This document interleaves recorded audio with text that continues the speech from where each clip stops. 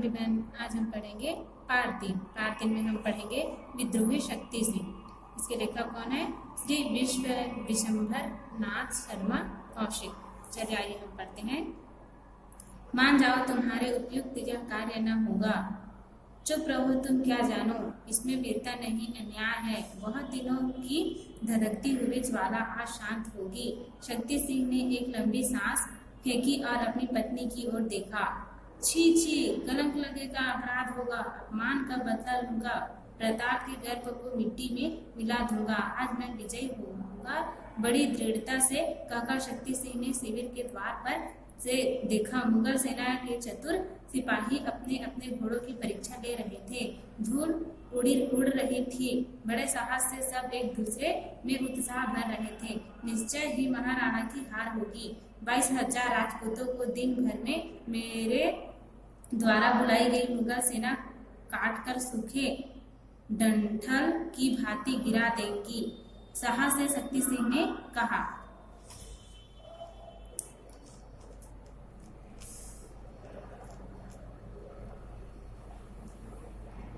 भाई पर क्रोध करके विद्रोही बनोगे, कहते कहते उस राजपूत बाला की आंखों से चिंगारियां निकलने लगी। शक्ति सिंह अपराधी की तरह विचार करने लगा। जलन का उन्माद नस नस में दौड़ रहा था। प्रताप के प्राण लेकर ही छोड़ूंगा, ऐसी प्रतिज्ञा करने उसने की थी। नादान देव किसी तरह ना मानेगा, उसे कौन समझा सकता है। रणभेरी बजी, कोलाहल मचा। मुगल सैनिक मैदान में एकत्रित होने लगे। पत्ता पत्ता खंड खंड उठा। बिजली की भांति तलवारें चमक रही थी। उस दिन सबसे उत्साह था। युद्ध के लिए भुजाएं पकड़ने लगी। शक्ति सिंह ने घोड़े की गलाम पकड़कर कहा, आज अंतिम निर्णय है, मारूंगा या मरकर ही लौटूंगा। शिविर के द्वार पर खड़ी मोहिनी अपने भविष्य की कल्पना कर रही थी। उसने बड़ी गंभीरता से कहा, ईश्वर आपको सद्बुद्धि दे, यही प्रार्थना है। एक महत्वपूर्ण अभियान के विध्वंस की तैयारी थी। प्रकृति कांप उठी। घोड़े और हाथियों के चित्कार से आकाश रथरथा उठा। बरसाती हवा के थपेड़ों से जंगलों के वृक्ष रणनाद करते हुए झूम रहे थे। पशु पक्षी भय से त्रस्त होकर आश्रय ढूंढने लगे। बड़ा प्रतिकूल और निकट समय था। उस भयानक मैदान में राजपूत सेना मोर्चाबंदी कर रही थी। हल्दी घाटी की ऊंची चोटियों पर भैल लोग धनुष चढ़ाए उन्मुख खड़े थे। महाराणा की जय शैलमाला से टकराती हुई ध्वनि मुगल सेनाओं में गूंज रही थी। युद्ध आरंभ हुआ। भैरवी रणचंडी ने प्रलय का राग छेड़ा। मनुष्य हिंसक जंतुओं की भांति अपने अपने लक्ष्य पर टूट पड़े। सैनिकों को निडर घोड़े हवा में उड़ाने लगे। तलवारें चमकने लगी। पर्वतों के शिखरों पर से विषैले बाण मुगल सेना पर बरसने लगे। सूखी हल्दी घाटी में रक्त की धारा बहने लगी। महाराणा आगे बढ़े। शत्रु सेना का व्यूह टूटकर तितर बिखर हो गया। दोनों ओर के सैनिक कटकटाकर गिरने लगे। देखते देखते लाशों के ढेर लग गए। भूरे बादलों को लेकर आंधी आई। सलीम के सैनिकों को बचने का अवसर मिला। मुगलों की सेना में नया उत्साह भर गया। तोप के गोले उथल पुथल करने लगे। धां धां करती बंदूकों से निकली गोलियां दौड़ रही थी। ओ जीवन कितना सस्ता हो गया था। महाराणा शत्रु सेना में सिंह की भांति उन्मत्त होकर घूम रहे थे। जान की बाजी लगा दी थी।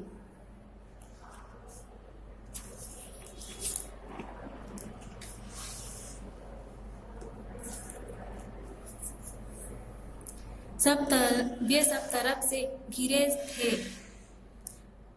महला पर हमला हो रहा था। राणा संकट में पड़े थे। बचना कठिन था।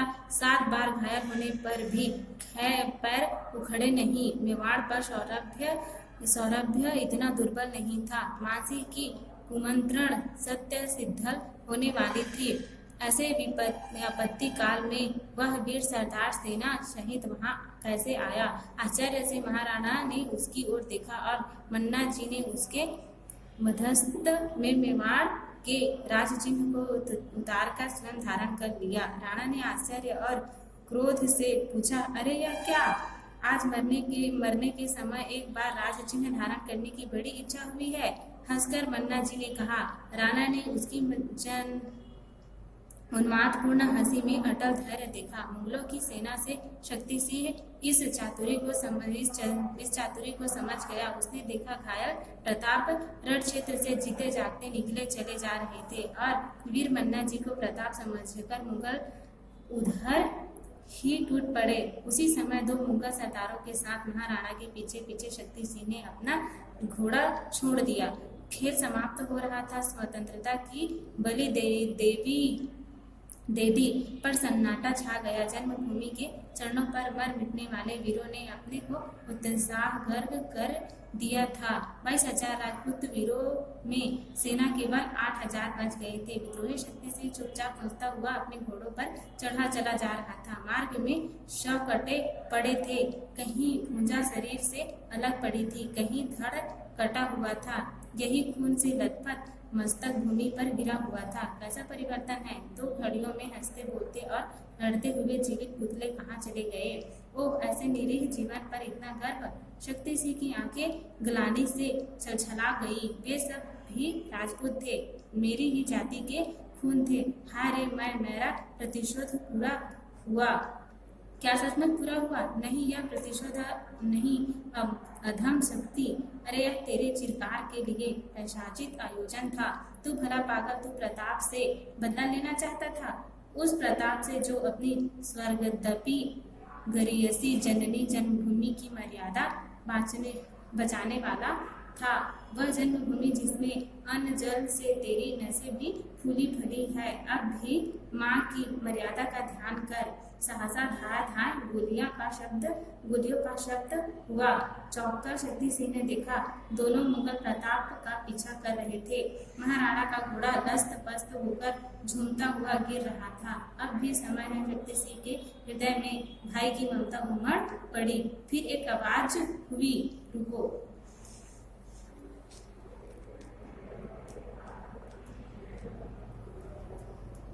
दूसरे क्षण शक्ति सिंह की बंदूक छूटी।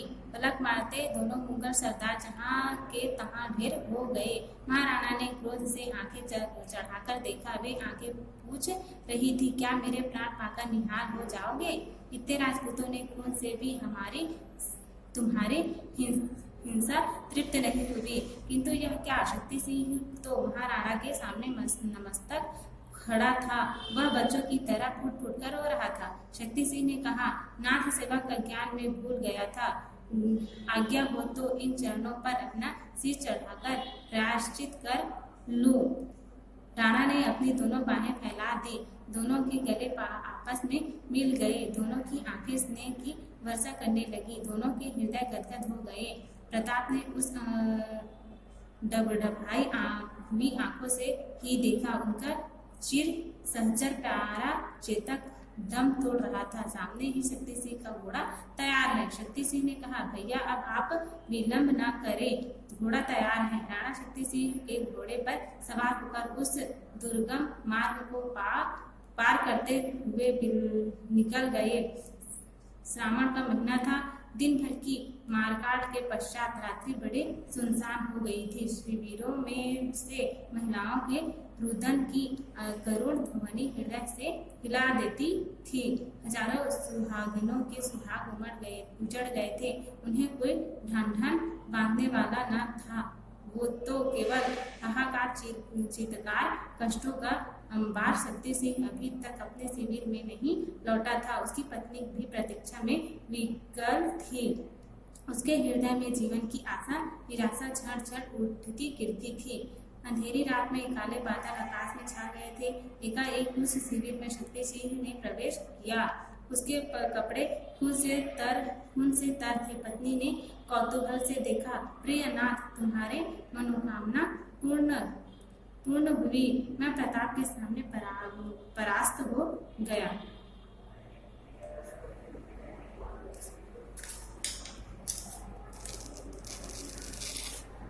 ये हो गया हमारा पाठ जो है वो कंप्लीट।